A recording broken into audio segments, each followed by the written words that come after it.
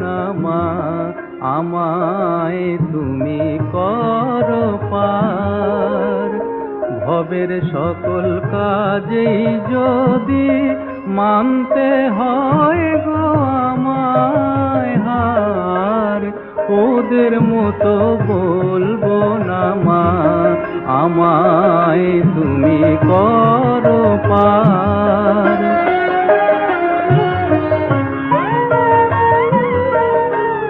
ভক্তি রূপের শীত কাটিতে তোর বিভব যারা চুরি করে, কার্য সিদ্ধি করতে